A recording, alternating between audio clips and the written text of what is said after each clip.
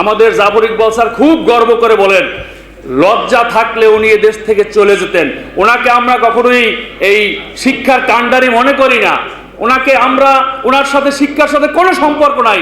শিক্ষকদের মধ্যে থেকে একজন শিক্ষামন্ত্রী বানানো যেত না? তাহলে তো উনি বুঝতেন। একজন বানাইছে ডাক্তারদের থেকে, একজন হয়েছে আইন থেকে, ওনার পেশা আইন পেশা। তো এদের দিয়ে কেন শিক্ষা ব্যবস্থা চালানো হবে? আওয়ামী লীগের শিক্ষকরা কোথায়? ওনারা কি সবাই এদেশ থেকে চলে গেছে? আজকে এই ভুলে বলা হয়েছে যে এটা বিজ্ঞান ভিত্তিক শিক্ষা ব্যবস্থা।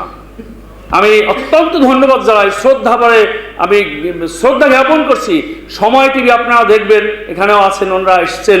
ওনারা রিসেন্টলি একটা ভিডিও ডকুমেন্টারি ওনাদের চ্যানেলে ছেড়েছেন।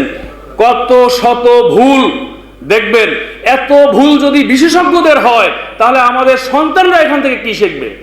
আমাদের যে স্যারদের দায়িত্ব দেওয়া হয়েছে, আমাদের জাফর ইকবাল স্যার খুব গর্ব করে বলেন, লজ্জা থাকলে উনি এ দেশ থেকে চলে যেতেন। ওনাকে আমরা কখনোই এই শিক্ষার কাণ্ডারি মনে করি না। ওনার সাথে শিক্ষার সাথে কোনো সম্পর্ক নাই। ওনার কর্মকাণ্ডে এটি প্রমাণিত হয়েছে।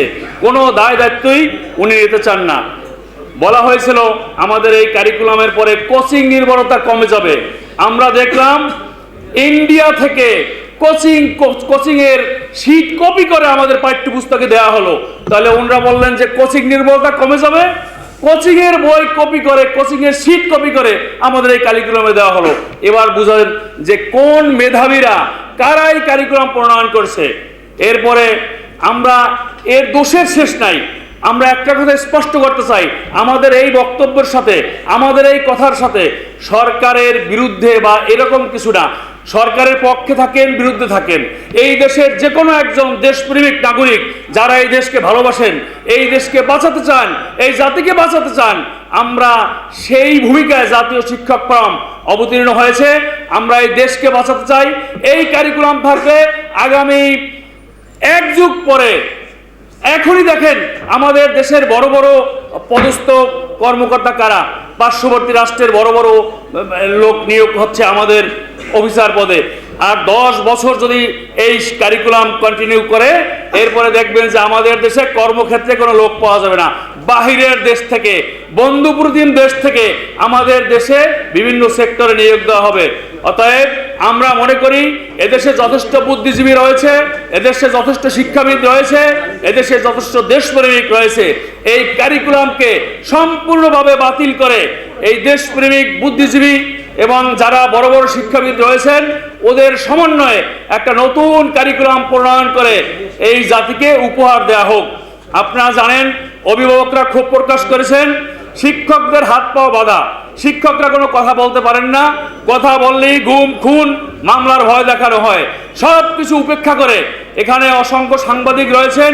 সাংবাদিক ভাইদের বিনীত অনুরোধ করব, আপনারা আমাদের আজকের এখানে যে বক্তব্য, এটা মিডিয়ার মাধ্যমে পুরো দেশের মধ্যে ছড়িয়ে দিন, সবাইকে জানিয়ে দিন। আমাদের দাবি একটাই, আমরা বিজ্ঞান ভিত্তিক আমরা তো অবশ্যই চাই, পাশাপাশি এমন একটা শিক্ষানীতি প্রণয়ন করা হোক যেটা দেশের ধর্ম, সংস্কৃতি এবং এই দেশের মানুষের জন্য উপযোগী। এরকম একটা শিক্ষানীতি প্রণয়ন আমাদের দাবি। দেশ স্বাধীন হয়েছে আজকে প্রায় 53 বছর। এখন আমরা শিক্ষানীতি নিয়ে হিমশিম খাচ্ছি। শিক্ষানীতি আমাদের উপর চাপাই দিচ্ছেন। চাপাইয়ের শিক্ষানীতি এদেশের জনগণ মানবে না। এখনো সময় আছে। আপনি ইসলামী স্কলারদেরকে নিয়ে, বুদ্ধিজীবীদেরকে নিয়ে শিক্ষানীতিকে পুরো বিন্যাস করুন। শিক্ষানীতিকে যেইভাবে করা দরকার এইভাবে করুন। অন্যথায় দেশের জনগণ, তৌহিদি জনগণ যদি জেগে করে চলবে না, বিশ্বাস যদি ডাক দেয়, সারা দেশে এমন আন্দোলন আরম্ভ হবে, আপনি আপনার সরকার, আপনার বাহিনী এতে কিছু টিকতে পারবেন না। কাজে এই সময় আসার পর আপনি দেখছেন এদেশের যদিও অল্প বয়সের ছেলেরা পাকিস্তানের মতো সেনাবাহিনী, বিশ্বের 24 সেনাবাহিনীকে পর্যাপ্ত পরিমাণে ধ্বংস করে দিয়েছে। যদি এদেশের তরুণরা জেগে ওঠে, আপনার সরকার, আপনার ক্ষমতা কোথায় যাবে তা আপনি চিন্তা করতে পারবেন না। কাজে অনুরোধ করছি, আপনি আব্বা ইসলামী ফাউন্ডেশন করেছি, আসলে আপনি আব্বা ওয়াসি নম্বর হয়েছে। আপনি ইসলামের বিরুদ্ধে পক্ষে না নেওয়ার জন্য আমাদের পক্ষে, মুসলমানদের পক্ষে, এই মুক্তিযোদ্ধার চেতনার পক্ষে কাজ করেন। অন্যথায় যে মুক্তিযোদ্ধা আছে তারাও আপনার বিরুদ্ধে যেতে বাধ্য হবে। কাজে এই অবস্থা আমাদেরকে নিতে বাধ্য করবেন না। আমি আপনাদের জন্য দোয়া করি, আপনাদের জন্য দোয়া করেন। আমরা চাই একটা যার ধর্ম নিয়ে চরিত্র একটা শিক্ষা দিবে। কারণ কথা আছে, শিক্ষাই জাতির মেরুদণ্ড।